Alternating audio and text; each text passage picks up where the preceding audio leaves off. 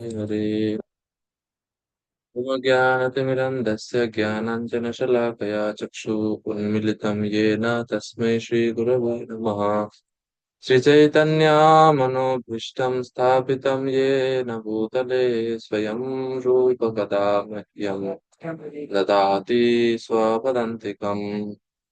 नमो विष्णुपादाय कृष्णपृष्ठाय भूतले श्रीमते भक्तिवेदान्त स्वामी नामिने नमस्ते सरस्वते देवे गौरवाणी प्रचारिणे निर्विशेषशून्यवादी पश्चात्तदेशतारिणे वञ्चाकल्पतरुभ्यश्च कृपा सिन्धुभ्य एव च पतितानं पावनेभ्यो वैष्णवेभ्यो नमो नमः।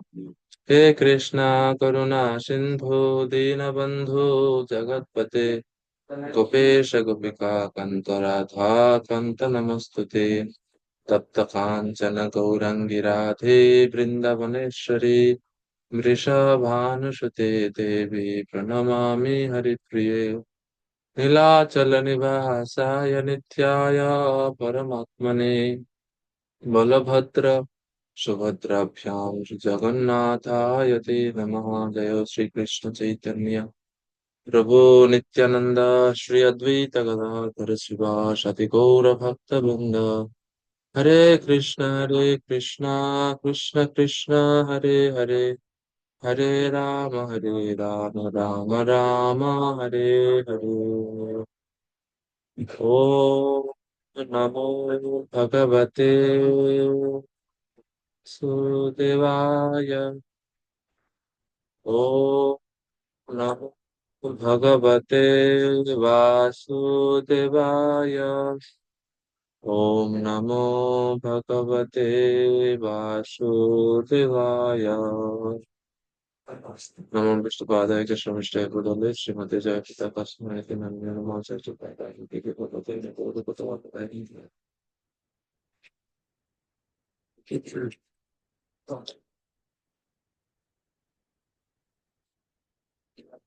তো গত ক্লাসে আমরা শ্রবণ করছিলাম কিভাবে উদ্ধবজি ভগবানের কথা স্মরণ করে তিনি কিছু সময় চুপ ছিলেন।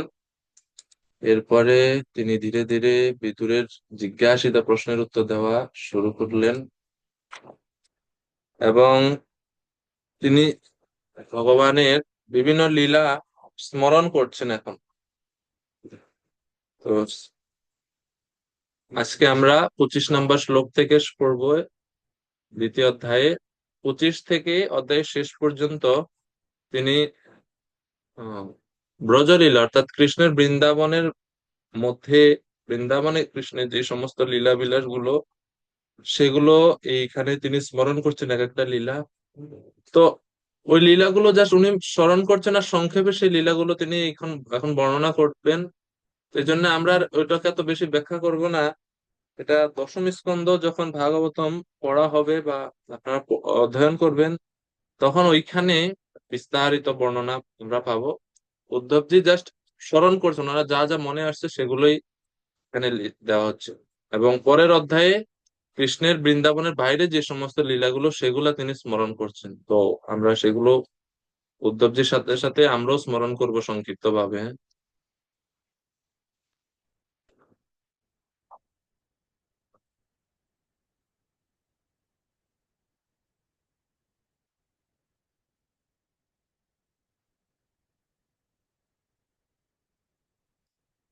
শ্লোক নাম্বার 25।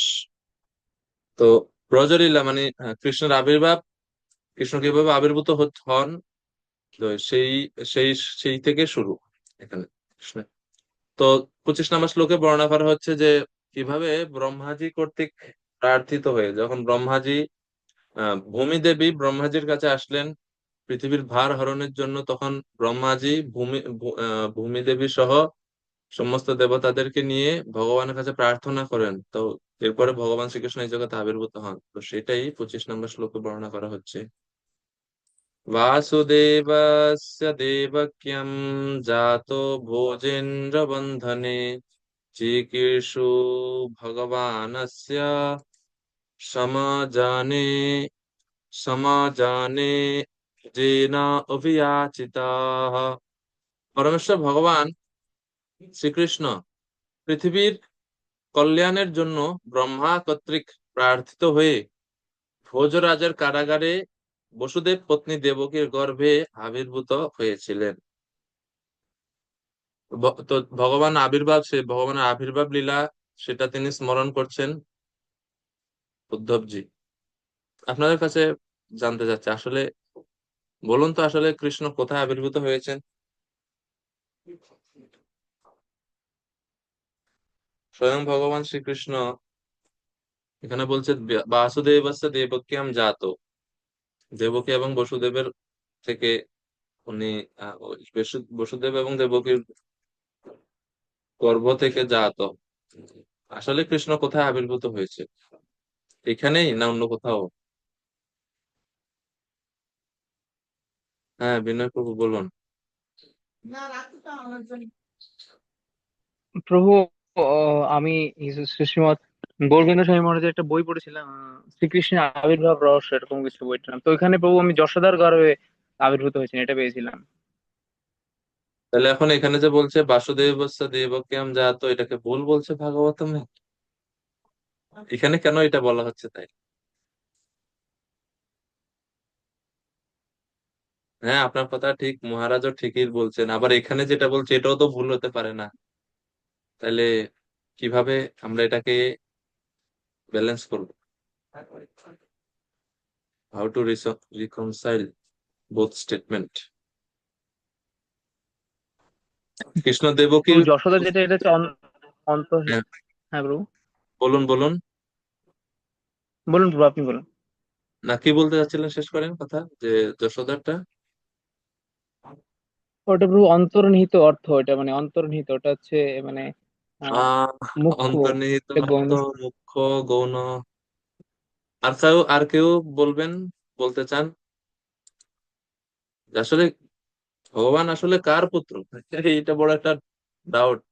ওনারা যখন রাধা মাধব গায়, জয় রাধা মাধব কুঞ্জ বিহারী গোপী জন বল্লভ গিরিবরধারী যশোদানন্দন ব্রজ জনরঞ্জন, যশোদানন্দন। আবার এখন শ্লোকে এখানে বলছে বাসুদেবস্য দেবক্যাম। আবার কৃষ্ণ মন্ত্র যে কৃষ্ণায় বাসুদেবায় দেবকী নন্দনায় চ, সবটাই আছে, দেবকী নন্দনও আছে, যশোদা নন্দনও আছে। এখন বিষয়টা কি, কি কি কিভাবে এটার আমরা সমন্বয় করব, সাধন করা যায় কিভাবে? কারো কোনো উপদেশ দিবেন কেউ? কারো কারো কোনো থট, কোনো চিন্তা, মতামত? তপমূর্তি প্রভু, তুলসী জীবন প্রভু, অনেক প্রভু, বলুন, আপনারা সবাই অভিজ্ঞ।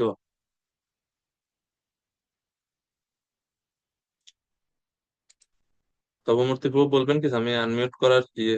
হ্যাঁ হ্যাঁ, আনমিউট করুন, আনমিউট করুন। হ্যাঁ প্রভু বলুন। হরে কৃষ্ণ। হ্যাঁ প্রভু বলুন। আমাদের আমরা দেখতে পাচ্ছি যে আহ, আহ, আপনার মথুরার যে ভোজ রাজ্য, সেখানে যে কংসের কারাগার, সেখানে হুম আবির্ভূত হয়েছেন। এবং হুম। আমরা আহ, আহ, আহ, কোথায় কোথায় যেন পেয়েছি, সেটা হচ্ছে আমরা আপনার দেবকী নন্দন, তারই আমরা সেবা করে থাকি। এই যে যে সেবা করি, তাহলে আমরা যখন মা যশোদা নন্দন হিসাবে আমরা পাবো, তখন ওখানে আমরা আপনার আপনার প্রেমকে প্রেমকে ইয়ে করবো আর কি, রিয়ালাইজ করবো। দাস্য প্রেম, সখ্য প্রেম, বাৎসল্য প্রেম এবং মাধুর্য প্রেম, এই দিয়ে ওখানে আমরা দেখবো।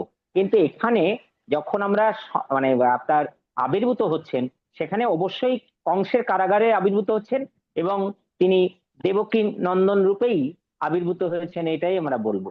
বসুদেব এবং দেবকী নন্দন রূপেই আবির্ভূত হয়েছেন, এটা আমরা বলবো। আচ্ছা, অনেক ধন্যবাদ তপমূর্তি প্রভু, খুবই গুরুত্বপূর্ণ।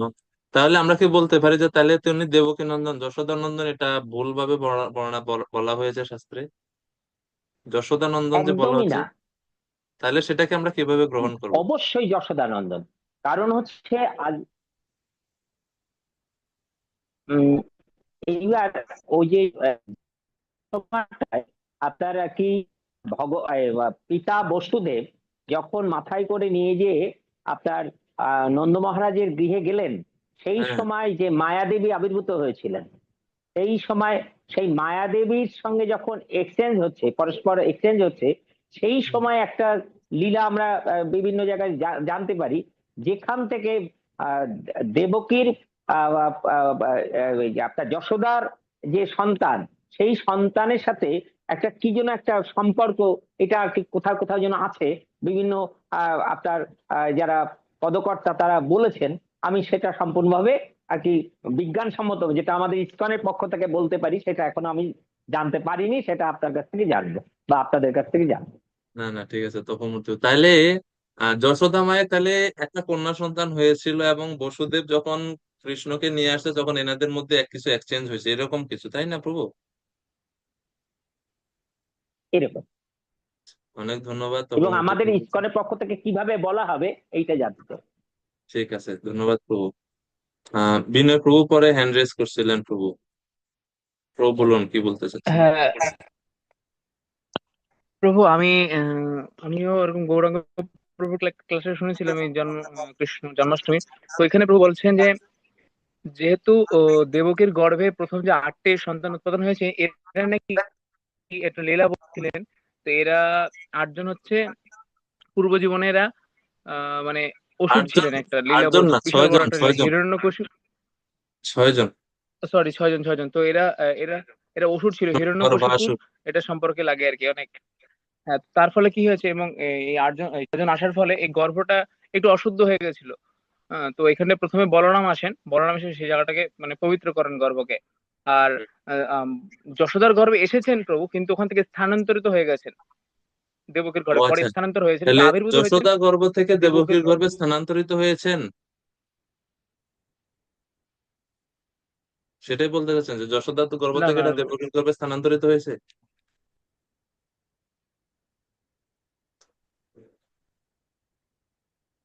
আচ্ছা, ঠিক আছে, কোনো সমস্যা নেই, তো নেটের একটু সমস্যা। আচ্ছা, আম, আর কেউ কিছু বলবেন এই বিষয়ে? অমৃত বিহারিণী মাতাজি, মাতাজি বলুন। হরে কৃষ্ণ, প্রণাম।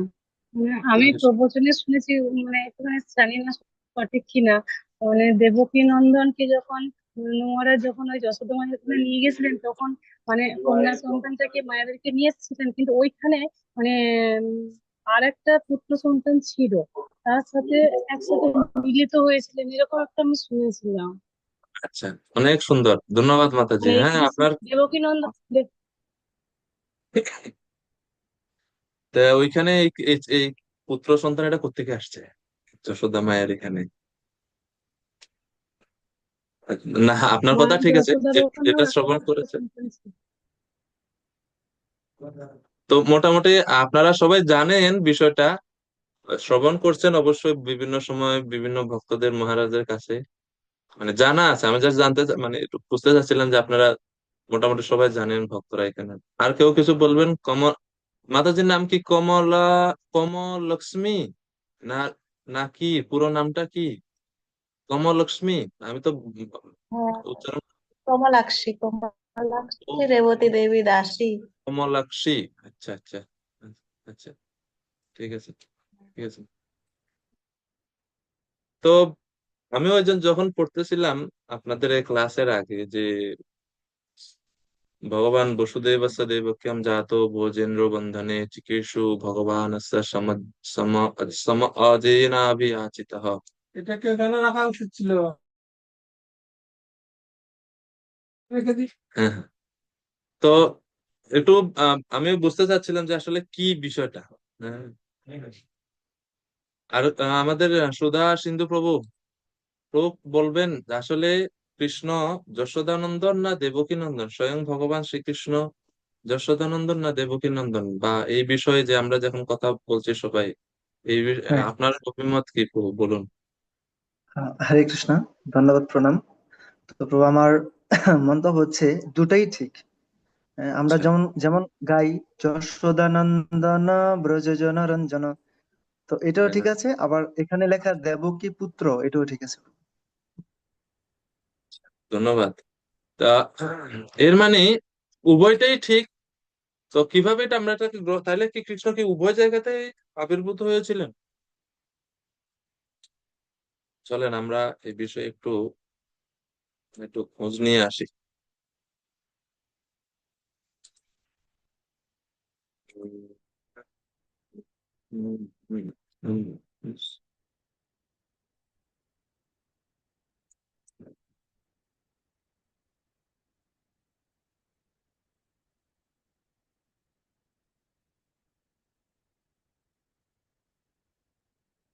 স্লাইড দেখতে পাচ্ছেন?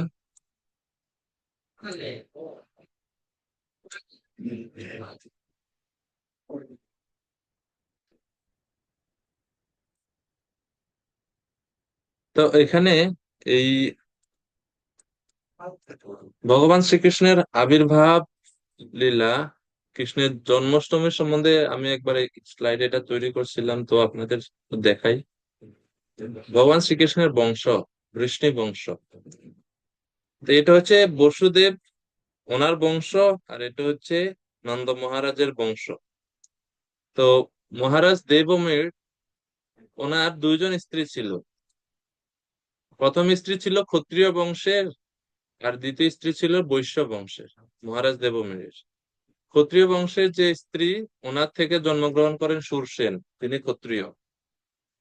আর বৈশ্য বংশের যে স্ত্রী ছিল মহারাজ দেবমীরের, সেই স্ত্রী থেকে, সেই স্ত্রীর মাধ্যমে ওনার পুত্র সন্তান হয়, তার নাম হচ্ছে পর্জন্য, এবং তিনি হচ্ছেন বৈশ্য, গো পালন করেন।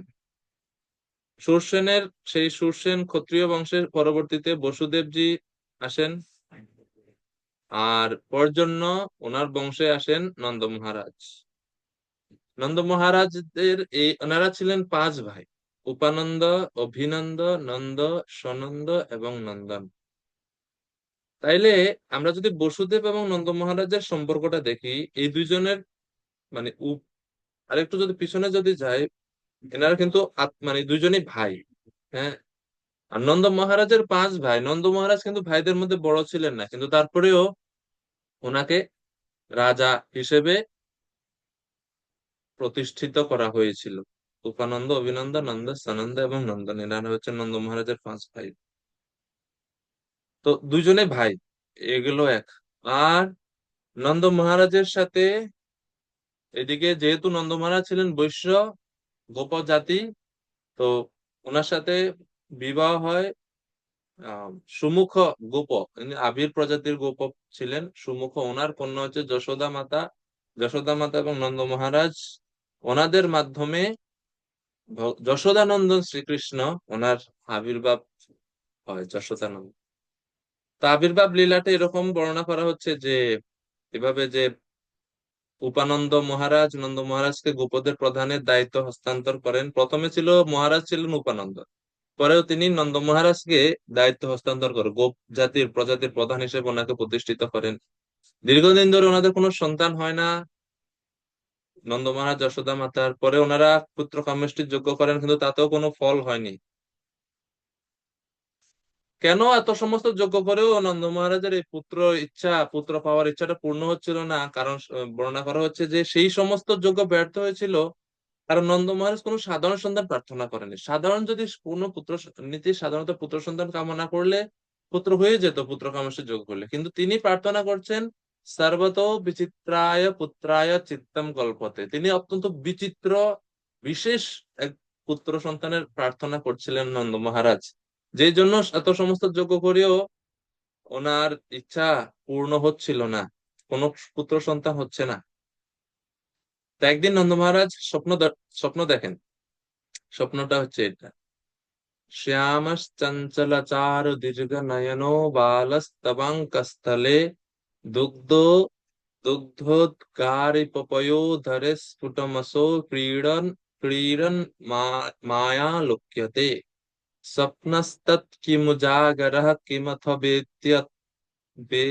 वेति अतन्न निश्चीयते सत्यम ब्रूहि सहधर्मिणी स्फुरति किम सोयम तवाप्यন্তরে। নন্দ মহারাজ বললেন, যশোদা মাতাকে বলছেন যে, আমি দেখছি যে শ্যাম বর্ণ, চঞ্চল, মনোহর ও সুদীর্ঘ নয়নযুক্ত একটি বালক তোমার দুগ্ধ পান করছে। যশোদা মাকে বলছে যে তোমার স্তন পান করছে এবং তোমার কোলে সেই বালকটি ক্রিয়া করছে। এরকম এক অদ্ভুত স্বপ্ন আমি দর্শন করেছি। তো আমি ওইটা দর্শন করে আমি বুঝতে পারছিলাম না যে আসলে কি আমি স্বপ্নের মধ্যে দর্শন করছি না আমি জাগ্রত, আমি সরাসরি দর্শন করছি এই ছেলেটাকে, আমি নিশ্চিত করতে পারছি না। তো উনি যশোদা মাতাকে বলছে যে হে সহধর্মিণী, তুমি আমাকে সত্য করে বলো যে সেই ভালো কি তোমার অন্তরেও বিরাজ করতেছে এভাবে। তো তখন যশোদা মাতা বলছেন যে হ্যাঁ, আপনি যেরকম দেখলেন স্বপ্ন, আমিও ঠিক এরকমই অনুরূপ একটা স্বপ্ন দর্শন করেছি, এবং হৃদয়ে এরকম একটা বাসনা আমারও রয়েছে এইভাবে। তো পরবর্তীতে এই দুই নন্দ মহারাজ এবং যশোদা মাতা, ওনারা দুইজনেই, নন্দ মহারাজ এবং যশোদা মাতা তখন দ্বাদশী ব্রত পালনের জন্য মনস্থির করলেন। দুইজনে মিলে দ্বাদশী ব্রত পালন করা শুরু করলেন। 1 বছর ব্রত সম্পাদন করার পরে তারা একদিন রাত্রে স্বপ্নে ভগবান নারায়ণকে দেখলেন, এবং এইভাবে নন্দ যশোদার, ওনাদের দুইজনের কৃষ্ণকে পাওয়ার ইচ্ছা আরো বৃদ্ধি পেতে থাকলো। আর ঠিক ওই সময় এক তপস্বিনী এক ব্রাহ্মণ বালকের সাথে নিয়ে সেই বৃন্দাবনে প্রবেশ করে। সে তপস্বিনী আর কেউ না, তিনি হচ্ছেন পূর্ণমাসী দেবী। তো তিনি ব্রজরাজ সহ সমস্ত গ্রামবাসীদের বলেছিলেন যে শীঘ্রই ব্রজরাজের এক পুত্র সন্তান আবির্ভূত হতে যাচ্ছে, এই ভবিষ্যৎবাণী করছে। তো এই হচ্ছে একটা জটিল চার্ট এটা। একটু খেয়াল করলে বুঝতে পারবেন যে আসলে কৃষ্ণ নন্দপুত্র না যশোদা পুত্র, সরি, দেবকী পুত্র না যশোদা নন্দন কৃষ্ণ, আসলে কি বিষয়টা। তো যখন কংসের অত্যাচার শুরু হয় তখন বসুদেব ওনার যে পত্নীদেরকে সেইখান থেকে পাঠিয়ে দিয়েছিলেন বৃন্দাবনে ভাইয়ের কাছে, কারণ নন্দ মহারাজ ভাই, নন্দ মহারাজের তত্ত্বাবধানে পাঠিয়ে দেন। তো যখন রোহিণী মাতা গোকুলে আসেন তখন ওনার 3 মাসের গর্ভ ছিল, মানে উনি 3 মাসের গর্ভ অবস্থায় ছিলেন। সেই অবস্থায় তিনি বৃন্দাবনে প্রবেশ করেন। এরপরে যখন গোকুলে তিনি অবস্থান করছেন, পরবর্তী 4 মাস পুরাতন গর্ভ ধ্বংস হয় এবং বলরামের প্রবেশ হয়, বলরামজি প্রবেশ করেন সেইখানে। এরপরে এই গেল 4 এবং 3, মোট হলো কত, 7। এবং এরপরে এই আরো 7 মাস প্লাস কয়েকদিন রোহিণী মাতার গর্ভে বলরামজি প্রবেশ করছেন। তো প্রবেশ করার পরে সেই মাতৃগর্ভে ছিলেন এখানে। আর কৃষ্ণ এবং যোগমায়া এই দুইজন একই সাথে যশোদা মাতার গর্ভে প্রবেশ করে। তো যশোদা মাতা আহ আনন্দ বৃন্দাবন চম্পু, গোপাল চম্পু, তারপরে এই সমস্ত গ্রন্থগুলোতে জীব গোস্বামী এবং সমস্ত আচার্যরা, ওনারা, জীব গোস্বামী বিশেষ করে এই লীলাটা সুন্দরভাবে বর্ণনা করছেন যে যশোদা মাতা 2টি সন্তান উনি প্রসব করেন, এবং একই সাথে। এক হচ্ছে যোগমায়া, যেটাকে কন্যা রূপে আমরা সবাই জানি, কন্যা, একটা যশোদা মাতা একটা কন্যা সন্তান হয়েছিল। আর হচ্ছেন স্বয়ং ভগবান শ্রীকৃষ্ণ। তো স্বয়ং ভগবান, পূর্ণ পুরুষোত্তম ভগবান শ্রীকৃষ্ণ, তিনি যশোদা মায়ের গর্ভ থেকেই আবির্ভূত হন। আর দেবকী, দেবকীর প্রথম 7 মাস দেবকীর গর্ভে ছিল বলরাম বা বলদেব। পরে এই দেবকীর গর্ভ থেকে বলরাম স্থানান্তরিত হয় এইখান থেকে এইখানে, মানে রোহিণী মাতার গর্ভে। তো এই জন্য বলরামের একটা নাম হচ্ছে সংকর্ষণ, মানে যোগমায়ার দ্বারা গর্ভ স্থানান্তরিত করা হয়। আর পরে 7 মাস পরে দেবকী মাতার গর্ভে বাসুদেব শ্রীকৃষ্ণের প্রকাশ, কৃষ্ণ তখন সেই গর্ভে আসেন। তো দেবকী মাতার গর্ভে এবং যশোদা মাতার গর্ভে দুইজনই একই সাথে, একজন কারাগারে, একজন নন্দ মহারাজের আলয়ে, কৃষ্ণের, দুইজনের কাছ থেকে কৃষ্ণ আবির্ভূত হন। কিন্তু দেবকী মায়ের গর্ভ থেকে যে কৃষ্ণ আবির্ভূত হন তিনি হচ্ছেন বাসুদেব কৃষ্ণ। বাসুদেব কৃষ্ণ মানে হচ্ছেন স্বয়ং ভগবান শ্রীকৃষ্ণ না, তিনি হচ্ছেন বাসুদেব কৃষ্ণ। আর নন্দ মহারাজ যশোদা মাতার গর্ভ থেকে স্বয়ং পরম পুরুষোত্তম ভগবান শ্রীকৃষ্ণ আবির্ভূত হন। কেননা নন্দ এবং যশোদা হচ্ছেন কৃষ্ণের নিত্য পিতামাতা। দেবকী বসুদেব ওনারা সাধনা করে কৃষ্ণকে সন্তান হিসেবে প্রাপ্ত হওয়ার জন্য সাধনা করেছিলেন, সুতাপা কৃষ্ণী রূপে, এভাবে। তো এই জন্য কৃষ্ণ ওনাদের ইচ্ছা পূরণ করার জন্য বিষ্ণু রূপে ওনাদের কাছে প্রকাশিত হয়েছিলেন। প্রথমে বিষ্ণু রূপে আসছেন এই দেবকী এবং বসুদেবের সামনে আবির্ভূত হয়েছিলেন কারাগারে। এরপরে দেবকী যখন দেখলেন এই অত অদ্ভুত রূপ, তখন তিনি প্রার্থনা করলেন। এরপরে বিষ্ণু রূপ থেকে 4 হাত থেকে তিনি দ্বিভুজ রূপে ফিরে আসেন। ঠিক আছে? তাহলে দেবকীর মাতার গর্ভে যে ভগবান শ্রীকৃষ্ণ আসেন তিনি হচ্ছেন বাসুদেব কৃষ্ণ, এবং তিনি পূর্ণ পুরুষোত্তম কৃষ্ণ নন, তিনি হচ্ছেন বাসুদেব, বিষ্ণুর অংশ। আর স্বয়ং ভগবান শ্রীকৃষ্ণ তিনি আসেন নন্দ মহারাজ এবং যশোদা মাতা। এনারা সাধনা করে কৃষ্ণের পিতা মাতা হননি, এনারা হচ্ছেন কৃষ্ণের গোলক বৃন্দাবন, এনারা হচ্ছেন কৃষ্ণের নিত্য পিতা মাতা, যশোদা এবং নন্দ মহারাজ।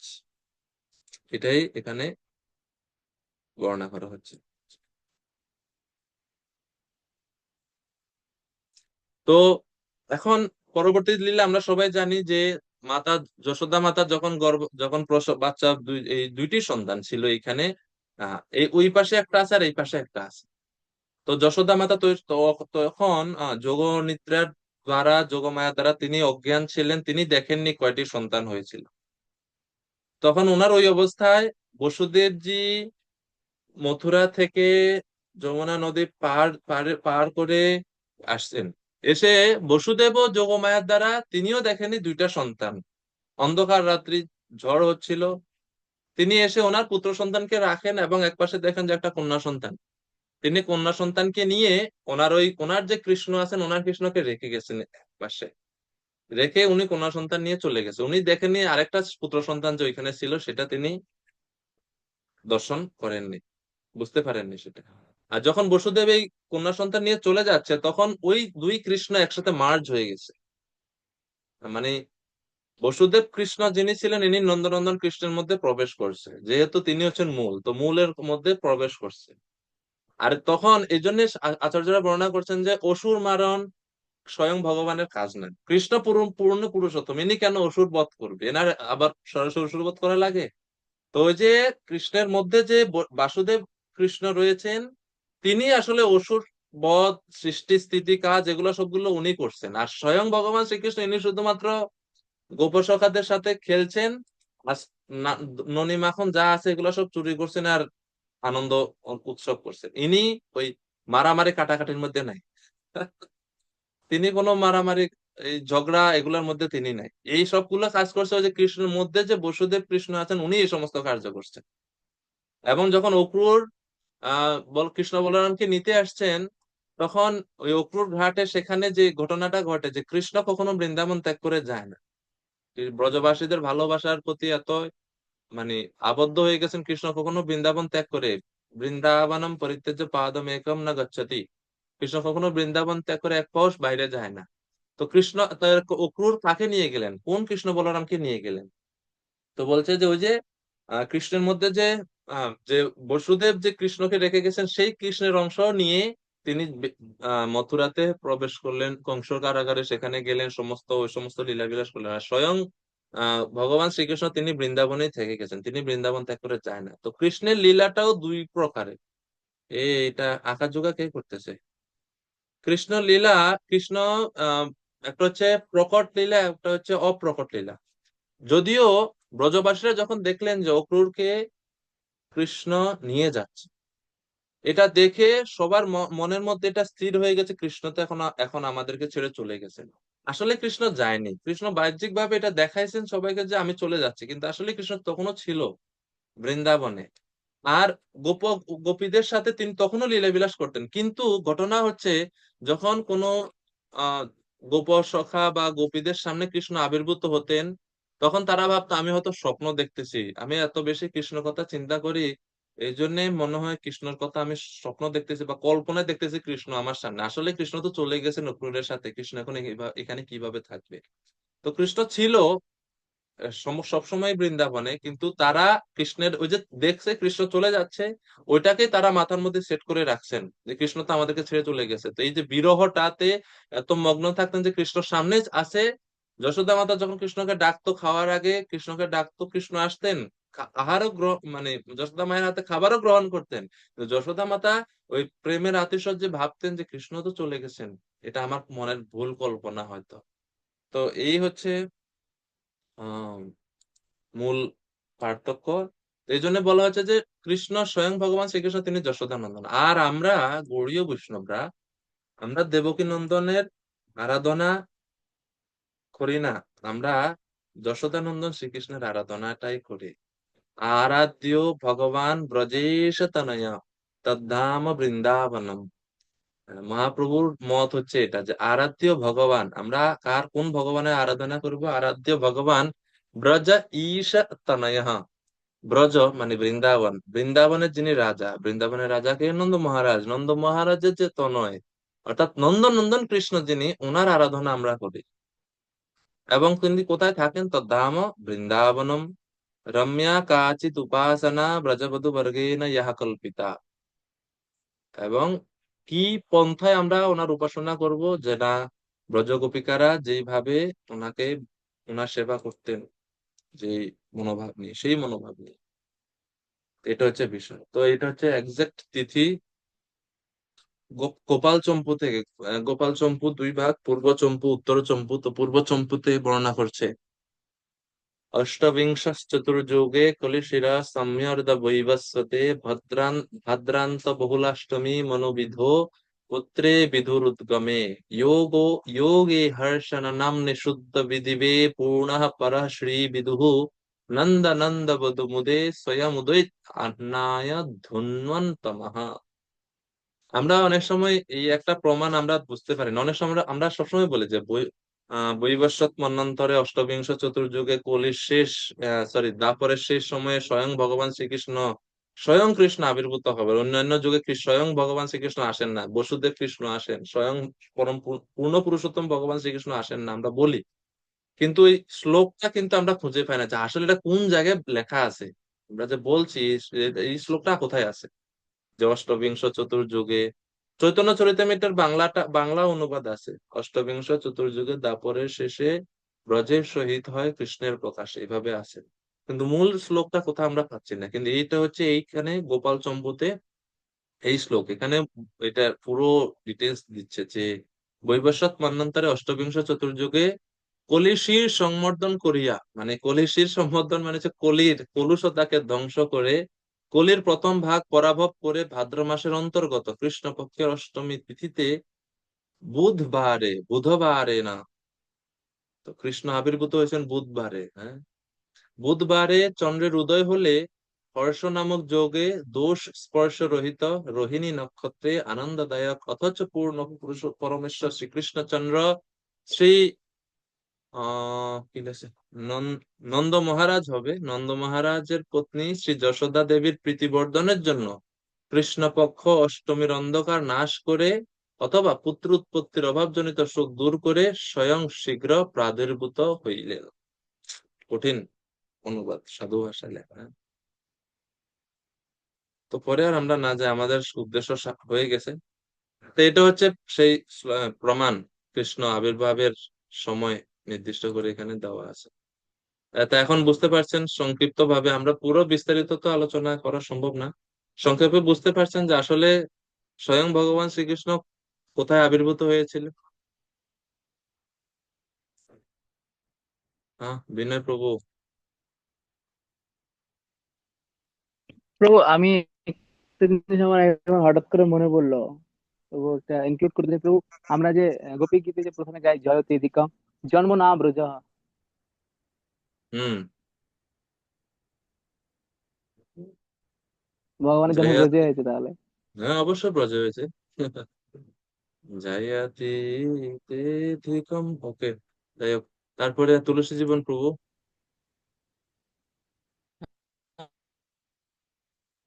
হরে কৃষ্ণ, ধন্যবাদ, প্রণাম প্রভু।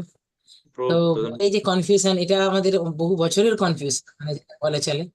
তো এই কনফিউশন আজকে সত্যি একটা অদ্ভুত, আপনি মানে যেটা যেটা একদম পুরো অজানা জিনিস, হ্যাঁ, যেটা শুনে সত্যি খুব মানে আনন্দ লাগছে। এবং মানে আজকের ক্লাসটা সত্যি আমার কাছে একটা স্মরণীয় হয়ে থাকবে সত্যি এই বিষয়টার উপরে। না আসলে হম। সবকিছুই কিন্তু কেন ভগবানকে মানে জানতাম, এই দুটো নিয়ে কনফিউশন অনেক আচার্যরা সব প্রশ্নের উত্তর দিয়ে গেছে, আমাদের শুধু বাস জাস্ট পড়তে হবে, খুঁজতে হবে, এই আর কি। একদম। তো আমরা সামনের দিকে যাই। আমরা এখনো 25 নম্বর শ্লোকে আছি, আমাদের 40 মিনিট শেষ। এই জন্য আমি প্রথমে বলছি যে আমরা বিস্তারিত যাব না, এই সমস্ত লীলা বিস্তারিত গেলে আমাদের আমরা অগ্রসর হতে পারবো না। তো যে জাস্ট আমি এটা আমি আমারও মনে মনে ধারণা, কারণ আমি নিজেও কনফিউশনে ছিলাম, তো এই জন্য আমি ভাবছিলাম যে এটা ক্লিয়ার করা দরকার, লিস্ট ভগবানের জন্ম। এই জন্য কৃষ্ণ বলছেন না, জন্ম কর্ম চমে দিব্যম এবং ইয়ো ব্যক্তি তত্ত্বতঃ। তত্ত্বতঃ মানে তত্ত্বগত ভাবে বুঝতে হবে কৃষ্ণের জন্ম কর্ম, তাহলে ভগবানকে প্রাপ্ত হওয়া যাবে, হ্যাঁ। এটা ক্লাসে থাকবে রেকর্ডিংটা, তো এটাকে আমাদের পুনরাবৃত্তি করবো একবার, আমি আরো একবার দুবার করতে হবে, তবে ভালো করে আরো এটা হৃদয়ঙ্গম হবে একবার হলো। হরে কৃষ্ণ। হরে কৃষ্ণ। তা আমরা সামনে যাই। 26 নম্বর শ্লোক। তো কৃষ্ণ আবির্ভূত হওয়ার পরে ওনাকে ব্রজে আনা হলো। আনার পরে তিনি ব্রজে কতদিন ছিলেন সেই বিষয়ে এখন তিনি কপিল দেব বলছেন। সরি সরি, কপিল না, উদ্ধবজি। আগের আগের ক্লাসে কপিল শিক্ষা চলছিল, তো মাথার মধ্যে এখনো কপিল দেবের শিক্ষা ঘুরতেছে।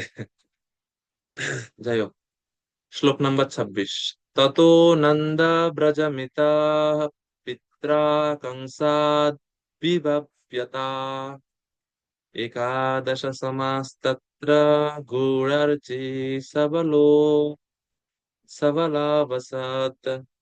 তারপর কংসের ভয়ে ভীত পিতা কর্তৃক আনিত হয়ে নন্দ মহারাজের গোচারণ ভূমিতে তিনি 11 বছর আচ্ছাদিত অগ্নির মতো বলদেব সহ বাস করেছিলেন। তো কৃষ্ণ ব্রজে 11 বছর ছিলেন। আচার্যরা আমি ওই সময় কম থাকার কারণে আহ, মানে এই তথ্যটা আমার কাছে ছিল, দিতে পারিনি। এক্সাক্ট টাইম আছে, আম, কত বছর, কত মাস, কত দিন কৃষ্ণ বলরাম ব্রজে ছিলেন, এরপরে কত দিনের দিন ওনারা আহ মথুরায় ওই যে কংসকে হত্যা করার জন্য, এবং কত বছর বয়সে কি কি লীলা করছেন, সবগুলো খুব সুন্দর একটা তালিকা আছে। ভবিষ্যতে কোনো সময় সময় পেলে আমরা ঢুকবো এটা। তো কৃষ্ণ নন্দ মহারাজের গৃহে কিভাবে অবস্থান করছিলেন বলছে এখানে, যে আচ্ছাদিত অগ্নির মতো।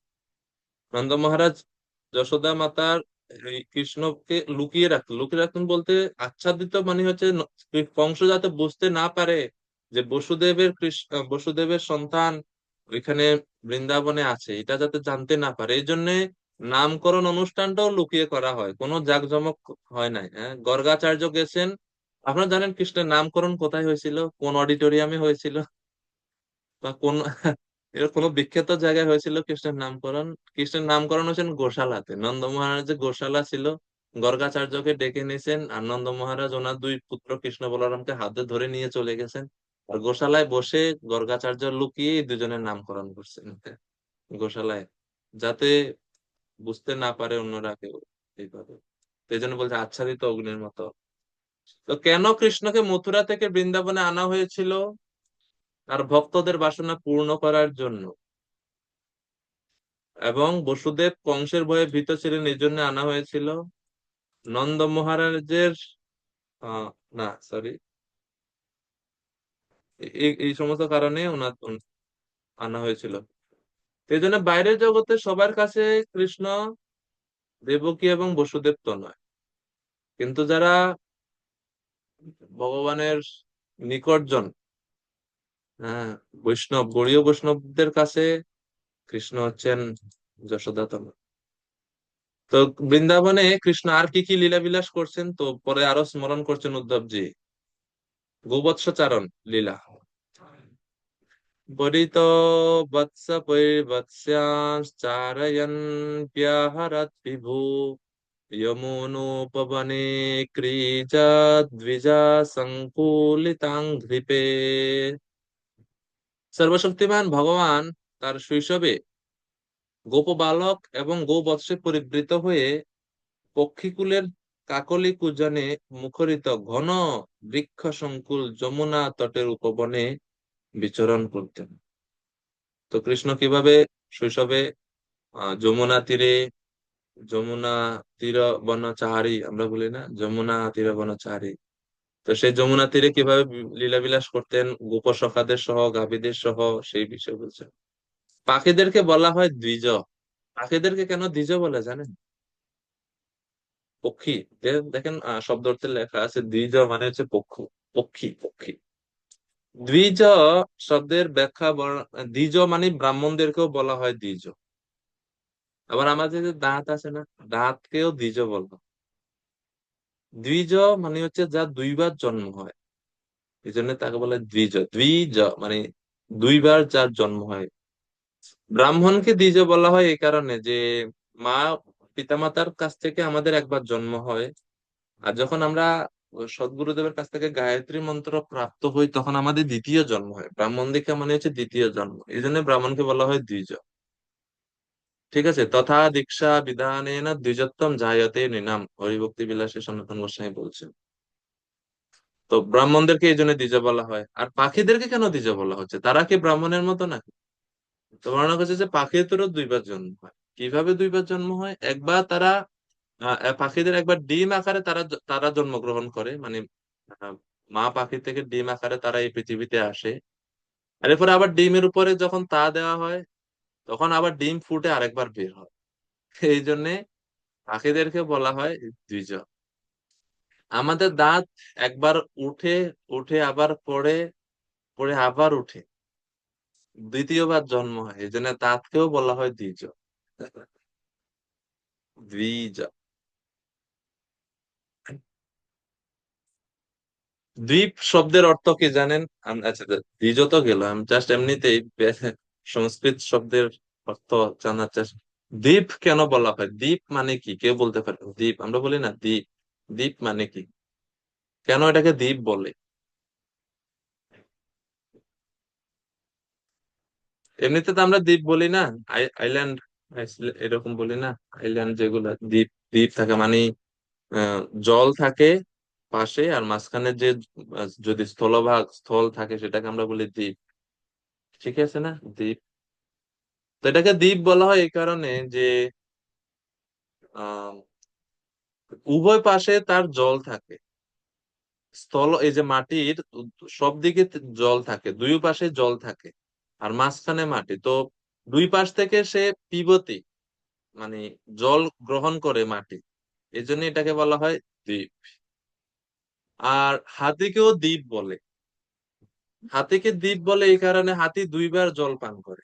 এক হচ্ছে সে সুরের মধ্যে নেয়, সুর দিয়ে সব জল নেয়, নিয়ে এটাকে আবার মুখের মধ্যে নেয়, এই জন্য হাতিকেও বলা হয় দ্বীপ। যাই হোক, তো কৃষ্ণের এই বৃন্দাবন লীলা, যমুনার তীরে যে কৃষ্ণ ভ্রমণ করতেন গোপ সখাদের নিয়ে, কাভীদেরকে নিয়ে, সেই বিষয়ে বর্ণনা করা হচ্ছে। আরো বাল্যলীলার কথা এখন বলছেন 28 নম্বর শ্লোক। কৌমারিম দর্শয়ন চেষ্টাম প্রেক্ষণীয়াম ব্রজৌকসাম রুদন্নিব হাসন মুগ্ধ বালসিংহাবলোকনঃ। ভগবান যখন তার বাল্যলীলা প্রদর্শন করেছিলেন তখন তা কেবল ব্রজবাসীদের কাছেই প্রকট হয়েছিল, অন্যরা কেউ এটা দেখতে পাননি। এমনকি মাঝে মাঝে দেবতারা আসতো, ব্রজ ভূমির উপরে আসতো কৃষ্ণলীলা দর্শন করার জন্য, কিন্তু কিছু দেখতে পেত না, কারণ তাদের অ্যাক্সেস নাই। তাদের দেখার সৌভাগ্য নাই। তো ব্রজধাম ব্রজলীলা এটা খুবই সিলেক্টেড পার্সনদের জন্য, সবাই এটা দর্শন করতে পারে না। এমনকি ব্রহ্মাজি এসে বিমোহিত হয়ে গেছে, তাহলে অন্য সমস্ত দেবতাদের আর কি কথা, সবাই দেখতে পেত না। তো কখনো তিনি শিশুর মতো রোদন করতেন, রোদান্তাম মুহুর নেত্রে যুগ্নম মৃজন্তম। আবার কখনো হাস্য করতেন, কখনো তাকে একটা মুগ্ধ শিশু সিংহের মতো দেখাতো। সে বলেছে মুগ্ধ শিশু সিংহ মানে কি, মানে শিশু সিংহ, শিশু হোক, ছোট্ট শিশু যদি হয়, যেমন কৃষ্ণ যখন অসুরদেরকে বধ করতো, অসুরদেরকে বধ করার পরে যেমন ছোট ছোট সিংহের বাচ্চা, শাবক সিংহ, তারা যদি ছোট ছোট শিকার ধরে, কোনো প্রাণীকে ধরে, তো ধরলে কোনো প্রাণীকে যদি শিকার করতে পারে তাদের মুখ চোখে মুখে একটা আনন্দ ফুটে ওঠে, যেন এবার এটা হচ্ছে মুগ্ধ বাল সিংহ, মানে ছোট সিংহ বাচ্চাদের শাবকদের মুখে চোখে মুখে একটা আনন্দ একটা উৎফুল্লতা ফুটে ওঠে। তো কৃষ্ণ যখন এই কংস কোনো অসুর প্রেরণ করতো, কৃষ্ণ তাদেরকে বধ করত, এবং সমস্ত গোপসখরা তখন অত্যন্ত আনন্দিত হতো, তাদের আনন্দ দেখে কৃষ্ণ আনন্দিত হতো। যেহেতু কৃষ্ণ তখন ছোট, তো এই জন্য বলছেন সিংহ বাল সিংহ বলো, মানে ছোট সিংহ যেরকম সেরকম কৃষ্ণকে অত্যন্ত সুন্দর দেখাতো তখন এভাবে।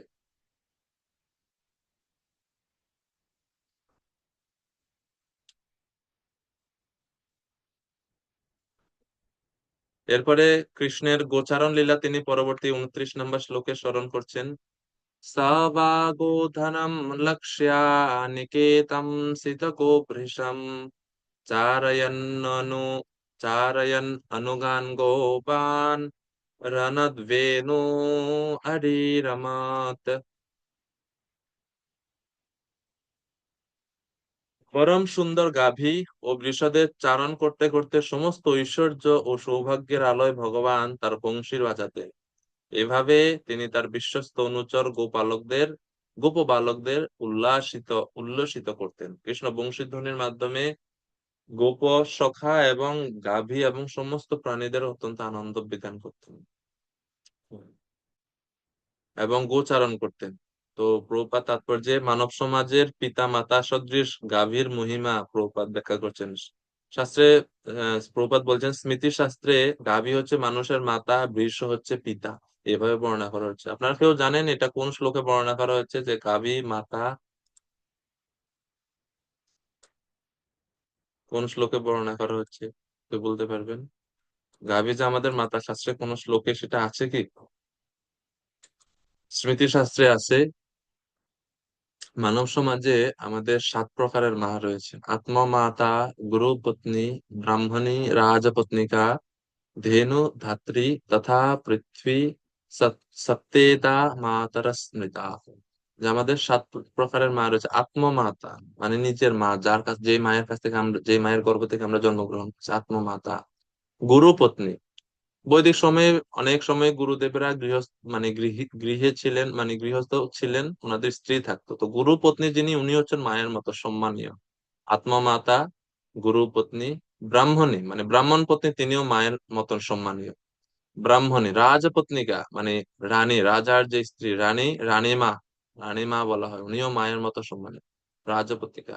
ধেনু, ধেনু মানে হচ্ছে গাভী। ধাত্রী তথা পৃথ্বী, ধাত্রীমাতা, ধাত্রীমাতা বলি দাইমা। পৃথ্বী, পৃথ্বী মানে হচ্ছে পৃথিবী। সপ্তেতা মাতার স্মৃতা, এই হচ্ছে 7 জন মা আমাদের স্মৃতিশাস্ত্রে বর্ণনা করা হচ্ছে। তো গাভী একজন মাতা। প্রপাদে গো সেবার কথা, গো পালনের মাহাত্ম্য, বৈদিক সমাজের এর গুরুত্ব, মানব সমাজের গুরুত্ব প্রপাত তাৎপর্য ব্যাখ্যা করছেন। এবং প্রপাত বলছেন যে কৃষ্ণ যেরকম রাধারানীকে আলিঙ্গন করতেন, রাধারানী বা রাধারানীকে আলিঙ্গন করতেন, কৃষ্ণ গাভীদেরকে এইভাবে আলিঙ্গন করতেন। এবং অনেক আচার্যরা বলেন যে কৃষ্ণ যখন আবির্ভূত হন, সর্বপ্রথম কোন শব্দটা কৃষ্ণ বলছেন জানেন? কৃষ্ণ যখন কথা বলা শুরু করে না, বাচ্চারা কথা বলা শুরু করতে, শক্ত কথা বলতে পারে না, শিখায় বলো পা পা পা পা। তো তারাও বলে, বাচ্চারা মা বাবা এরকম শিখায় বাচ্চাদেরকে। তো কৃষ্ণ সর্বপ্রথম, কেউ কেউ বলেন কৃষ্ণ সর্বপ্রথম যে শব্দ উচ্চারণ করেছেন সেটা হচ্ছে অম্ব। অম্ব মানে হচ্ছে গাভীর ডাক। গাভী কিভাবে ডাকে। আর অম্বা শব্দের এটা একটা সংস্কৃত শব্দ, এটার অর্থ হচ্ছে মা। তো দুইটা অর্থ, যে কৃষ্ণ মাকে ডাকছে, আবার আরেকটা অর্থ হচ্ছে কৃষ্ণ অ্যাকচুয়ালি গাভীদেরকে স্মরণ করতেছে প্রথমেই। যখনই কৃষ্ণের কোনো বিপদ হইতো, সুরক্ষার মানে সুরক্ষা বিধানের মূল উপাদান হচ্ছেন গাভী। মা যশোদা গোখুর থেকে উত্থিত ধূলি দ্বারা কৃষ্ণকে কি করতো, শরীরে তিলক অঙ্কন করতো, তারপরে আরতি করতো কৃষ্ণকে। তো এইভাবে গাভীরা অনেক গাভীদের দ্বারা সুরক্ষিত থাকতেন কৃষ্ণ। কৃষ্ণের সাথে গাভীদের সম্পর্ক খুবই ঘনিষ্ঠ। এবং কি একটা মন্ত্র, যে ভোগ লাগানোর যে বিশেষ মন্ত্রটা, নমো ব্রহ্মণ্য দেবায় গো ব্রাহ্মণ্য হিতায় চ জগৎ হিতায় কৃষ্ণায় গোবিন্দায় নমঃ। ওই মন্ত্রের মধ্যেও গাভীর কথা আছে, গো ব্রাহ্মণ্য হিতায় চ, গাভীদের হিতায়, হিতে ভগবান। তো এটা অনেক গুরুত্বপূর্ণ গো সেবা। আমাদের জীবনে, ভক্তদের জীবনেও গো সেবা করা উচিত। অ্যাটলিস্ট নিজেদের যদি না থাকে, যদি অন্য কোথাও কোনো ভক্তদের বাড়িতে থাকে বা কোথাও মন্দিরে যদি থাকে, গো সেবা করা উচিত। গাভীদের শরীরে সমস্ত দেবতাদের অবস্থান গোমাতার শরীরে। এই জন্য শাস্ত্রে বর্ণনা করেছে যে শুধুমাত্র শুধু এক গো সেবার মাধ্যমে আমরা সবাই মানে সমস্ত সেবা হয়ে যায়, শুধুমাত্র গো সেবা করার মাধ্যমে। এত মহিমা গাভী সেবা শাস্ত্রে রয়েছে, অনেক মহিমান্বিত। আহ দক্ষিণ ভারতে তিরুপতি তিরুপতি মন্দিরে সর্বপ্রথম ভগবান যখন ভগবানের মন্দির খোলে সকালবেলা ভোরে, তখন ভগবান গাভীকে দর্শন করেন। হ্যাঁ, এবং গোলক বৃন্দাবনে যে প্রথম উৎপত্তি হয় গাভীর, এটা হচ্ছে সুরভি গাভী। ভগবান তার বাম অঙ্গ থেকে রাধারানীর প্রকাশ হয় এবং ভগবান তার বাম অঙ্গ থেকে সুরভি গাভীকে প্রকট করে। এইরকম বর্ণনা আছে যে একবার রাধাকৃষ্ণ ওনারা লীলা বিলাস করতে করতে অনেক মানে ক্রীড়া করতেছেন, ক্রীড়া করতে গিয়ে অনেক সময় ক্রীড়া করার পর দুইজনেই ক্লান্ত। এখন ইচ্ছা হচ্ছে যে ক্লান্তি যখন হয় স্বাভাবিকভাবেই আমরা ক্লান্ত হলে কি খাই, দুধ খাই। এখন দুধ খাওয়ার ইচ্ছা, তখন কৃষ্ণ ওনার বাম অঙ্গ থেকে সুরভি গাভী প্রকটিত করলেন সেখানে। এই জন্য আয়ুর্বেদ শাস্ত্রে বর্ণনা করা হচ্ছে যে সদ্যা শক্তিকরম পয়ঃ, মানে পয় বা দুধ এটা হচ্ছে সদ্যা শক্তিকরম, মানে খাওয়ার সাথে সাথে শরীরে শক্তি পাই আমরা, সদ্যা শক্তিকরম পয়। তো এইভাবে সুরভি গাভীর প্রকটটা ভগবানের বাম অঙ্গ থেকে, তো বুঝতে পারেন কত মহিমান্বিত গাভী। তো আরো বিস্তারিত বর্ণনা রয়েছে গোমাতার সম্বন্ধে শাস্ত্রে। ভবিষ্য পুরাণে খুব একটা সুন্দর শ্লোকের মাধ্যমে গাভী মাতার মহিমা কীর্তন করে বলছে, মূলম যজ্ঞস্য কামস্য সর্বদেব ময়া শুভঃ গোময়ে বসতে লক্ষ্মী পর্যাপ্তম তন্নিদর্শনম। গাভীগণ সর্ববাসনা পূর্ণকারী এবং যজ্ঞের উৎস। গোদেহে সমস্ত দেবগণ বাস করেন, কারণ তারা অত্যন্ত পবিত্র। শ্রীদেবী লক্ষ্মী দেবী নিজে গোবরে অবস্থান করে এবং এটি তাদের শুভ ও বাঞ্ছাকল্প স্বভাবের বর্ণনার জন্য যথেষ্ট। তো এটা আরেকটা খুব সুন্দর লীলা আছে, যদিও আমাদের ক্লাস অন্যদিকে চলে যাচ্ছে, যে মানে সমস্ত দেবতারা গাভীর বিভিন্ন শরীরের বিভিন্ন অঙ্গে স্থান অর্জন করছে, মানে সবাই সিট দখল করছে, কিন্তু লক্ষ্মী দেবীর সিট নাই। লক্ষ্মী দেবী অনেক অনুনয় করতেছেন যে আমাকে একটা আশ্রয় দেন আপনার শরীরে। সুরভি গাভী সবাই মিটিং করে বলছেন যে না, আমরা আপনাকে কোনো স্থান দিতে পারবো না আমাদের শরীরে। কেন? আমার দোষ কি? বলছে আপনি হচ্ছেন চঞ্চলা, আপনি স্থির না। আমরা আপনাকে যদি আমাদের শরীরে স্থান দিই তাহলে আমাদেরও এই দোষ চলে আসবে। আমরা কৃষ্ণ ছাড়া আর কাউকে বুঝি না, আপনি চঞ্চল, আপনি স্থির না। তখন অনেক অনুনয় বিনয় করার পরে তখন বলছেন ঠিক আছে, তাইলে আমাদের শরীরে তো স্থান পাবেন না, গোবরে অবস্থান করেন। তো এই জন্য ভবিষ্যৎ পুরাণে বলছে গোময়ে বসতে লক্ষ্মী, গোবরের মধ্যে লক্ষ্মী দেবী বাস করে।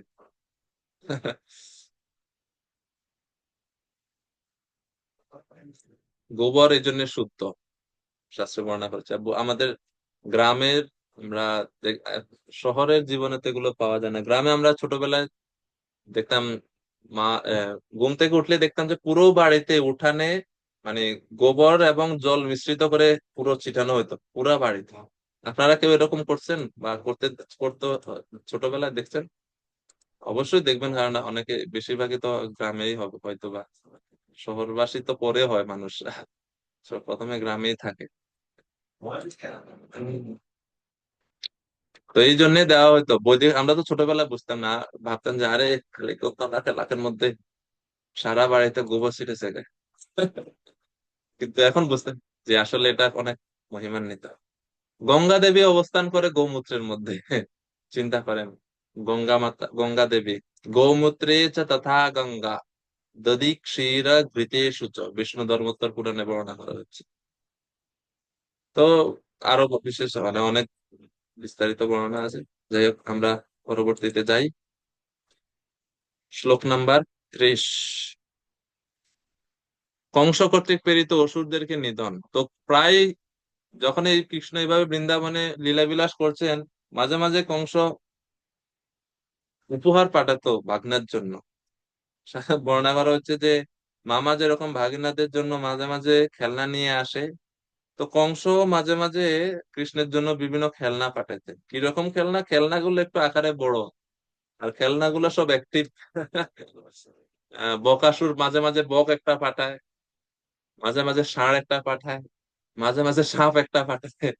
তো কৃষ্ণ যেরকম ওই ছোট্ট বাচ্চারা যেরকম খেলনা নষ্ট করে না, যে মনে করেন একটা মাটির একটা ষাঁড় পাঠাইছে, তো খেলতে খেলতে হঠাৎ করে পা একটা ভেঙে যায়, বা এই সমস্ত কিছু হয়। তো এরকম কৃষ্ণ যে অসুর যে অর্থাৎ যে খেলনা পাঠায় মামা, সবগুলো এরকম খেলে, প্রথমে একটু খেলে, খেলার পর এগুলো সব ভেঙে শেষ করে দেয়। এইভাবে প্রযুক্তান ভোজরাজেন মায়েনা কামরূপিণা লীলয়া দত্তম স্তান বালক্রীড়নকানিব। ভোজরাজ কংস কর্তৃক কাম রূপধারী মহামায়াবী অসুররা শ্রীকৃষ্ণকে হত্যা করার জন্য নিযুক্ত হয়েছিল, কিন্তু ভগবান লীলাচ্ছলে অবলীলা ক্রমে তাদের হত্যা করেছিলেন, ঠিক যেমন একটি শিশু তার পুতুল ভেঙে ফেলে। শিশুরা যেরকম মাটির পুতুল ভেঙে ফেলে না, নষ্ট করে দেয়, সেই রকম কৃষ্ণ যেই যে অসুর আসছে সবাইকে অবলীলা ক্রমে হেলায় ভগবান শ্রীকৃষ্ণ তাদেরকে বধ করেছে এইভাবে। এরপরে কালীয় দমন লীলা। অসুরদেরকে বধ করছে, কিন্তু কালীয়কে ভগবান বধ করেননি, কালীয়কে দমন করছেন, মানে শাস্তি দিচ্ছেন ভগবান। বিপন্যান বিষপানেন নিগৃহ্য ভুজগাদীপম উত্থাপ্য পায়য়ৎ গাবস্তত্রোয়ম প্রকৃতিস্থিতম। কালিয়া সর্পের বিষে যখন যমুনার এক অংশ বিষাক্ত হয়ে গিয়েছিল, তখন বৃন্দাবনের অধিবাসীরা মহা দুর্দশা বিভ্রান্ত হয়ে পড়েছিলেন। ভগবান তখন সেই সর্পরাজকে দণ্ডদান করে সেখান থেকে নির্বাসিত করেছিলেন। তারপর নদী থেকে উঠে এসে যমুনার জল যে স্বাভাবিক অবস্থা প্রাপ্ত হয়েছে তা প্রমাণ করার জন্য তিনি গাভীদের সেই জল পান করিয়েছিলেন। তো এই যে কালীয় দমন লীলা, লীলাগুলো সব আপনারা জানেন, লীলা পুরুষোত্তম শ্রীকৃষ্ণ করছেন, পড়লেই সব লীলা ওখানে বিস্তারিত আছে। আমি জাস্ট সংক্ষেপে সূচনা মানে শিরোনাম পড়ছি।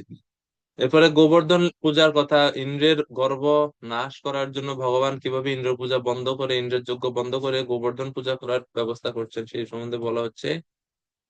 অজাজয়ত গোসাবেন গোপরাজম দ্বিজোত্তমৈ বিত্তস্য চৌর্ভারস্য চিকীর্ষণ সত্যয়ম বিভুঃ।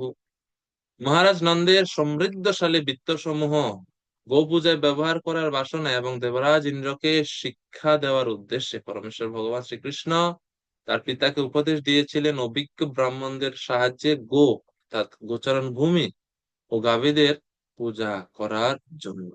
তো তখন এইভাবে গোবর্ধন পূজা সম্পাদিত হয়। এরপরে গোবর্ধন পূজা যখন করে ইন্দ্র, তখন প্রধান্বিত হয়। কৃষ্ণকে গালাগালি প্রদান করছে তখন কৃষ্ণ, বাচালম বাহালেশম স্তব্ধম। যেই একটা বাচাল পিচ্ছি একটা কথা শুনে নন্দ মহারাজের মতো জ্ঞানী ব্যক্তির বুদ্ধি নষ্ট হয়ে গেছে, কাকে পূজা করতে হবে কাকে পূজা করা যায় না এই সম্বন্ধে ওনার বুদ্ধি চলে গেছে।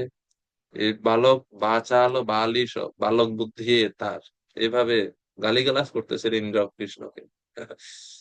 যখন এইভাবে ইন্দ্র ক্রোধান্বিত হয়ে বৃষ্টি সম্বর্ধক মেঘকে আহ্বান করে বৃষ্টি দিচ্ছেন সমস্ত বৃন্দাবন ধ্বংস করার জন্য, তখন ভগবান ব্রজবাসী এবং শরণাগত ভক্তদের রক্ষা করার জন্য গোবর্ধন পর্বত ধারণ করেছিলেন। নিজপতি ভুজদণ্ড ছত্র ভাবম প্রপদ্য प्रतिहतमददृष्टो दण्डदेवेन्द्रगर्भ अतुलप्रतुलशैलाशेनिभूपप्रियं मे निज निकट निवासं देहि গোবর্ধনস্তম। গোবর্ধন বাসা প্রার্থনা দশকম রঘুনাথ দাস গোস্বামী বলছেন, নিজ পতি ভুজা দণ্ড ছত্র ভাবম প্রপদ্য। নিজ পতি মানে নিজের প্রভু, সে স্বয়ং ভগবান শ্রীকৃষ্ণ দ্বারা ছত্র ভাবম প্রপদ্য, ভগবানের হাতের উপরে অবস্থান করছিলেন এবং ছত্রের মতো সমস্ত ব্রজবাসীদেরকে রক্ষা করেছিলেন গোবর্ধন। তো সেই গোবর্ধন বিষয়ে বলছেন,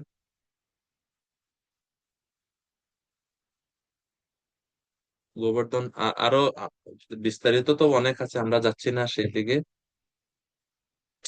এরপরে 34 নম্বর শ্লোকে রাসলীলা সম্বন্ধে বলছেন, শরৎ শশী করৈ মৃষ্টম মানয়ন রজনী মুখম গায়ন কলপদম রেমে স্ত্রীণাম মণ্ডল মণ্ডনঃ। শরৎকালে পূর্ণ চন্দ্রের জ্যোৎস্নায় উজ্জ্বল রাত্রে ভগবান শ্রীকৃষ্ণ মনোহর সঙ্গীতের দ্বারা গোপীদের আকৃষ্ট করে রমণী সমাজের ভূষণ রূপে সুশোভিত হয়ে আনন্দ উপভোগ করেছিলেন। তাৎপর্য প্রভুপাদ বলছেন, গোভূমি বৃন্দাবন পরিত্যাগ করার পূর্বে ভগবান তার রাসলীলা বিলাস করার মাধ্যমে তার সখী ব্রজগোপীদের আনন্দ দান করেছিলেন। এইখানে উদ্ধব ভগবানের বৃন্দাবন লীলা বর্ণনা সমাপ্ত করেন। অর্থাৎ এই পর্যন্ত এখন বৃন্দাবনের লীলা শেষ। এখন উদ্ধব বৃন্দাবনের বাইরে কৃষ্ণের যে সমস্ত লীলা সেগুলো এখন পরের অধ্যায় থেকে, অর্থাৎ 3য় অধ্যায় থেকে তিনি বর্ণনা করবেন। তো আপনাদের সবাইকে স্বাগতম তৃতীয় স্কন্ধের 3য় অধ্যায়ে। আমরা এই অধ্যায়ের আহ কিছু শ্লোক পড়ে আজকে আমরা যেহেতু আমাদের এখনো সময় আছে তো এখন 3য় অধ্যায়, এটা হচ্ছে বৃন্দাবনের বাইরে ভগবানের লীলা বিলাস। তো 3য় স্কন্ধের 3য় অধ্যায়ে 1 থেকে 9 নম্বর শ্লোকে ভগবান শ্রীকৃষ্ণের অধ্যাপনা, পড়াশোনার কথা বলছে কৃষ্ণ, আর বিবাহের কথা বলছে। মানে বৃন্দাবন তো মানে গাভী চড়ায়, খেলে, ননি মাখন চুরি করে খায়, আনন্দ ফুর্তি করে, শেষ। পড়াশোনা হয়েছে না কৃষ্ণের। এখন যখন মথুরাতে গেছে, বসুদেব চিন্তা করতেছেন যে ক্ষত্রিয় সন্তান, ভবিষ্যতে রাজ্য সামলাইতে হবে, পড়াশোনা যদি না করে তো বয়স্ক শিক্ষা কেন্দ্রে ভর্তি করেছে কৃষ্ণ বলরামকে। মানে পড়াশোনার বয়স তো পার হয়ে গেছে না, এখন তো আর 1-2 তে ভর্তি হওয়ার বয়স না, 11 বছর বৃন্দাবনে কাটাই আসছে। তো তখন যখন আসছে মথুরাতে, তখন শান্তিপুনি মুনির আশ্রমে পাঠাইছে। তো কিভাবে পড়াশোনা শিক্ষা লাভ করলেন, গ্রাজুয়েশন কমপ্লিট করলেন কৃষ্ণ বলরাম, সেই বিষয়ে সেই লীলাগুলো তিনি বলবেন। এবং কৃষ্ণের বিয়ে সবাইকে ভগবান শ্রীকৃষ্ণের বিয়েতে নিমন্ত্রণ, প্রসাদের আয়োজন নাই, জাস্ট বিয়ের কথা শুনতে পাবেন। শ্লোক 1 থেকে 9 নম্বর পর্যন্ত হচ্ছে ভগবান শ্রীকৃষ্ণের পড়াশোনা আর বিয়ে। যেরকম এখন বর্তমান যুগে মানুষ পড়ে না, পড়াশোনা করে চাকরি একটা পায় এরপরে বিয়ে করে, কৃষ্ণের কৃষ্ণের ধারাবাহিকতাটা উদ্ধবজি ওইভাবে বর্ণনা করছেন।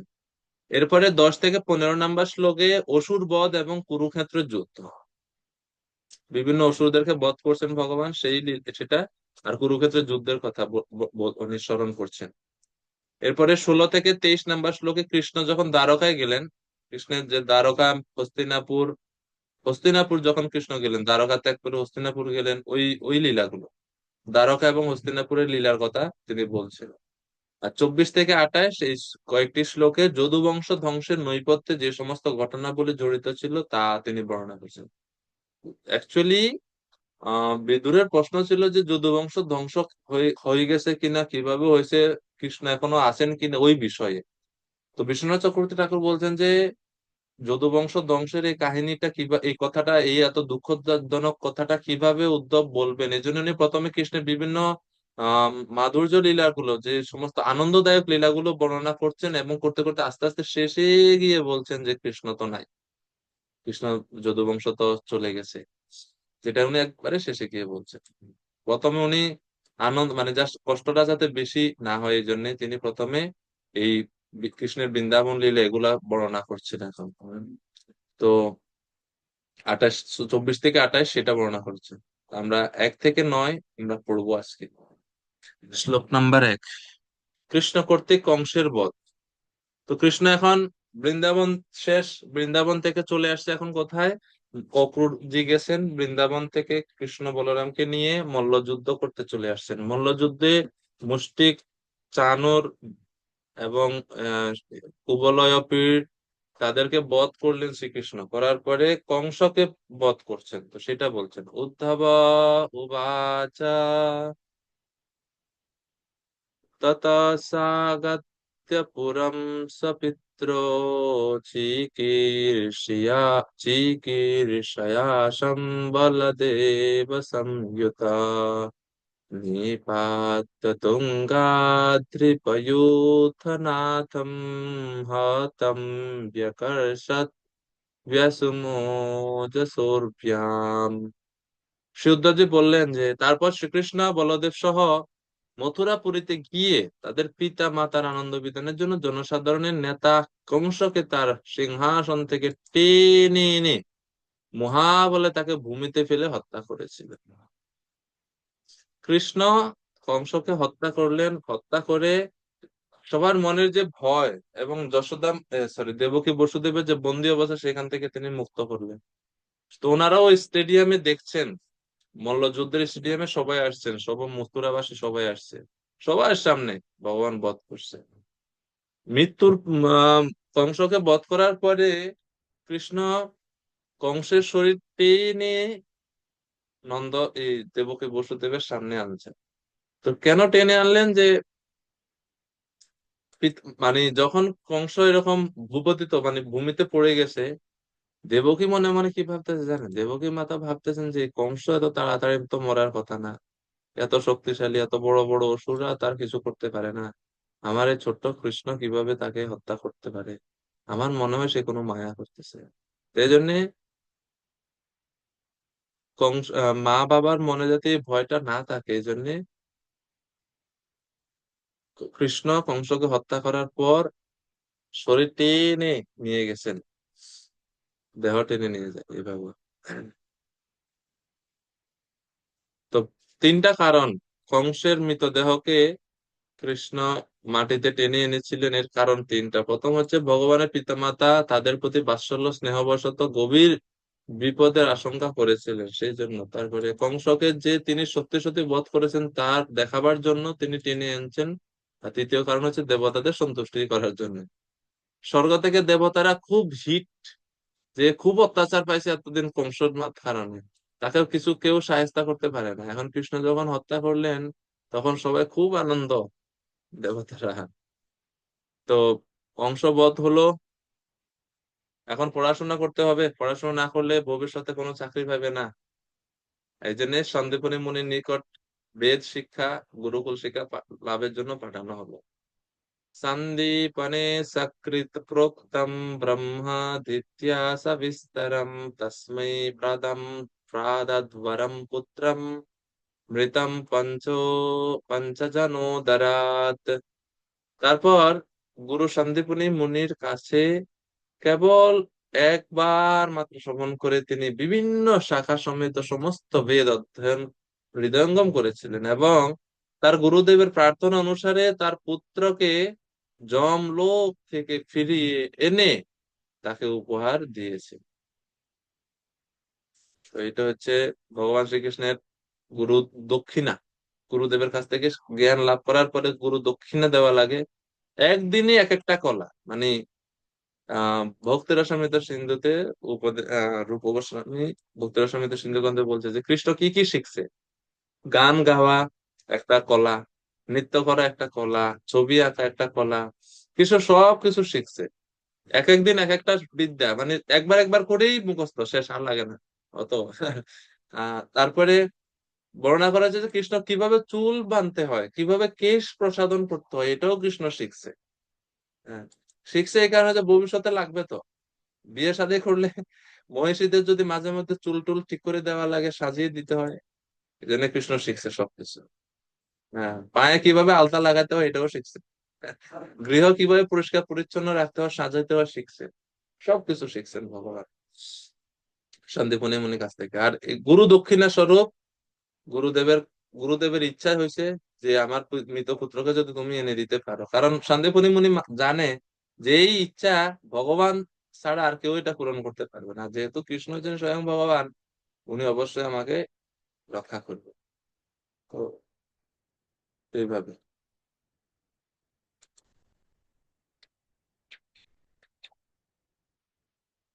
তো আপনাদের এই ইতে মডিউলে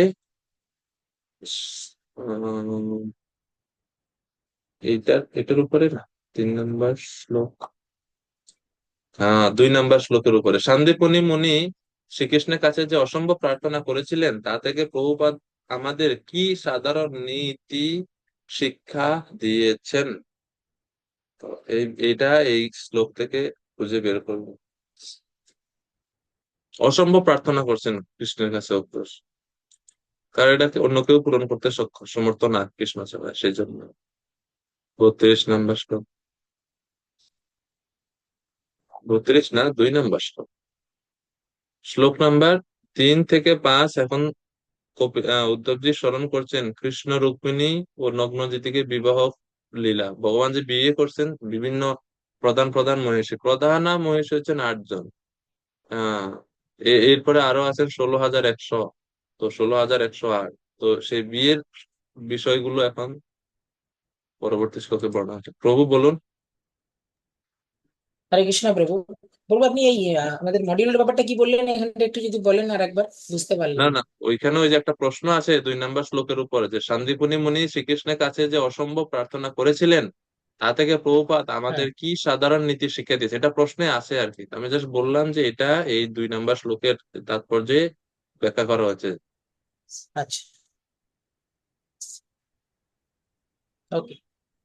অর্থাৎ এটা হচ্ছে ওই জিনিসটা যে কেউ যখন আমাদের সেবা করবে আমাদের উচিত ওনার প্রতি কৃতজ্ঞতা থাকা, কৃতজ্ঞতা প্রকাশ করা, এবং কৃতজ্ঞতা স্বরূপ যেমন কৃষ্ণ শান্তিপুনি মুনির প্রতি কৃতজ্ঞতা স্বরূপ উনি ওনার এই যে অসম্ভব ইচ্ছাটা পূরণ করছেন।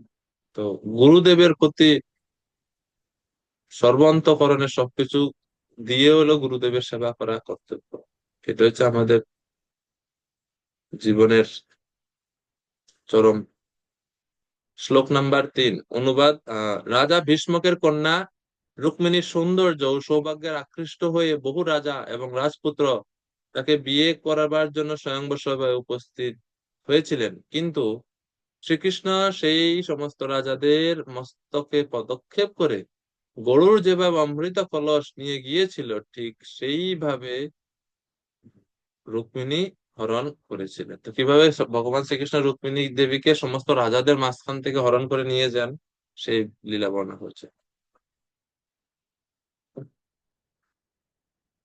4 নম্বর শ্লোক নগ্নজিতির পানি গ্রহণ এবং প্রতিদ্বন্দ্বীদের সাথে যুদ্ধ। নগ্নজিতি আহ অবিদ্যা না আসা 7টি বৃষকে দমন করে তিনি রাজকুমারী নগ্নজিতিকে স্বয়ংবরে বিবাহ করেছিলেন। যদিও ভগবান কন্যা রত্নটিকে জয় করেছিলেন, তবুও সেই রাজকন্যার পানি গ্রহণে অভিলাষী তার প্রতিদ্বন্দ্বীরা তার বিরুদ্ধে অস্ত্র ধারণ করেছিল এবং তার ফলে তাদের মধ্যে সংগ্রাম হয়েছিল।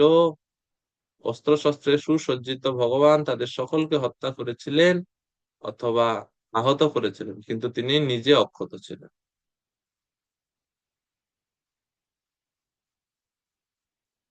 এরপরে 5 নম্বর, তিনি আহ সত্যভামা দেবীর জন্য ওনার পত্নীকে সন্তুষ্ট করার জন্য পারিজাত বৃক্ষ আনয়ন করেন সেখান থেকে। ব্রহ্ম স্বর্গলোকের যে পারিজাত বৃক্ষ, সেই পারিজাত বৃক্ষ তিনি এনে সত্যভামাকে প্রদান করেন। শ্লোক নাম্বার 5 সাধারণ মানুষ যেভাবে পত্নীর প্রীতি সাধন করে তেমনি তার পত্নীকে সন্তুষ্টি করার জন্য শ্রীকৃষ্ণ স্বর্গ থেকে পারিজাত বৃক্ষ হরণ করে নিয়ে এসেছিলেন। স্বর্গে দেবরাজ ইন্দ্র তার পত্নীর প্ররোচনায় ভগবানের সাথে যুদ্ধ করার জন্য তার সমগ্র সামরিক শক্তি সহ তার পিছু পিছু ধাবিত হয়েছিল। এটা এইভাবে বর্ণনা করেছে যে ইন্দ্র স্ত্রৈণের মতো তার শচী দেবী, তার স্ত্রী ইন্দ্রপত্নী শচী বলছেন যে আরে মর্তলোক থেকে আসছে, আমাদের এখান থেকে পারিজাত বৃক্ষ নিয়ে যাচ্ছে, আপনি থামাচ্ছেন না কেন ওনাকে? আর এই কথা শুনে, বউয়ের কথা শুনে ইন্দ্র আরে কথা তো ঠিক, স্বর্গ লোকে আমরা তাকে এই কৃষ্ণ আসেন মর্তলোকে কিভাবে ফুল নিয়ে যাবে, ফুল গাছ নিয়ে যাবে, এতে স্বর্গের মর্যাদা হানি হবে। তো ইন্দ্র বলছে যে আপনি পারিজাত বৃক্ষ নিতে পারবেন না, কৃষ্ণকে না করে দিয়েছে। ওই লীলা তিনি এখন স্মরণ করছেন। তো প্রভুপাদ তাৎপর্য বলছেন যে স্ত্রৈণরা সাধারণত মূর্খ হয়ে থাকে। তবে প্রভুপাদ দেখা মানে এই যে অত্যন্ত প্রকার যে আসক্তির কথা বলছেন। তারপরে শ্লোক নাম্বার 6, নরকাসুর বধ লীলা। এবং নরকাসুরকে বধ করার পরে যে ভগবান 16,100 রাজকন্যাকে সেখান থেকে উদ্ধার করলেন সেটা। ধরিত্রীর পুত্র নরকাসুর যখন সমগ্র গগনমণ্ডল তার শরীরের দ্বারা গ্রাস করতে চেয়েছিল এবং সেই জন্য যুদ্ধে ভগবান তাকে হত্যা করেন। তার মাতা তখন ভগবানের কাছে প্রার্থনা করেছিলেন, তার ফলে নরকাসুরের রাজ্য তিনি তার পুত্রকে ফিরিয়ে দেন এবং তারপর তিনি সেই অসুরের অন্তঃপুরে প্রবেশ করেছিলেন। কৃষ্ণ কিভাবে নরকাসুর বধ করেন সেই সেই লীলা তুমি বলছেন।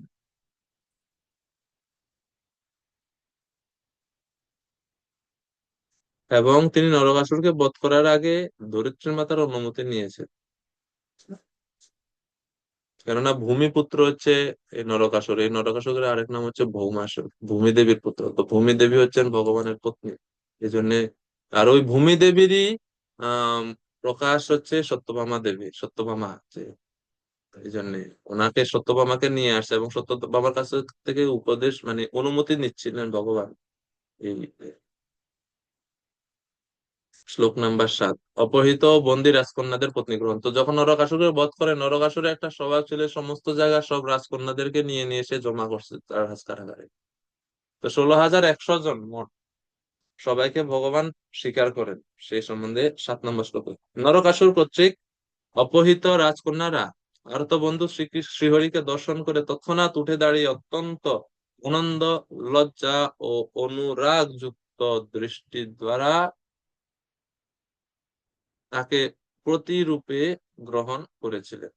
নরকাসুর তখন যখন কৃষ্ণ যখন সেই নরকাসুরকে বধ করে ভিতরে প্রবেশ করেন, রাজকন্যারা যখন ওনাকে দর্শন করেন, সাথে সাথে তারা মনে মনে প্রতিরূপে গ্রহণ করেছিলেন। মনে মনে প্রতিরূপে তখন তৎক্ষণাৎ গ্রহণ করেন।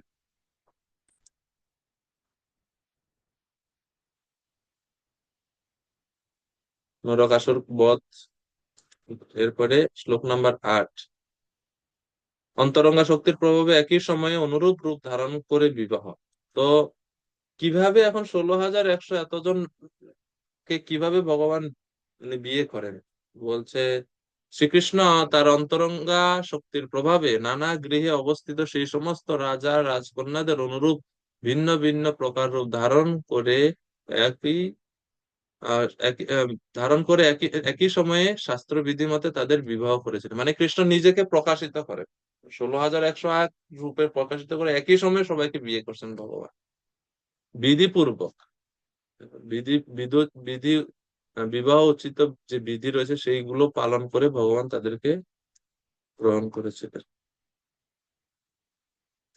তারপরে শ্লোক নাম্বার 9 আজকের জন্য সর্বশেষ, শ্লোক নাম্বার 9। হ্যাঁ, তো কৃষ্ণ তারপরে ওনার রানীদের সাথে বিয়ে হলো, বিয়ের পরে এখন সন্তান সন্ততি হবে। তো প্রত্যেক ঘরে, প্রত্যেক রানীর ঘরে 10টি করে পুত্র। ভগবানের মতোই তারা সম শক্তি সম্পন্ন এবং গুণ সম্পন্ন, সেটা স্মরণ করছে 9 নাম্বার শ্লোকে। তাসপত্যানি অজনয়াত আত্মতুল্যানি সর্বতঃ, তুল্যানি সর্বতঃ একৈকস্যাম দশ দশ প্রকৃতির বিভুভূষয়া। তার অপ্রাকৃত রূপে নিজেকে বিস্তার করার জন্য ভগবান তাদের প্রত্যেকের গর্ভে ঠিক তার নিজের মতো গুণসম্পন্ন 10টি পুত্র উৎপাদন করেছিলেন। ভগবান তার নিজের মতো গুণসম্পন্ন 10টি করে পুত্র সন্তান উৎপাদন করেছিলেন। তো এই পর্যন্তই আজকে আমাদের আমরা সমাপ্ত রাখবো। 10 থেকে আগামী ক্লাসে আমরা পরের অংশটা করবো। হরে কৃষ্ণা, হরে কৃষ্ণা, কৃষ্ণ কৃষ্ণ, হরে হরে,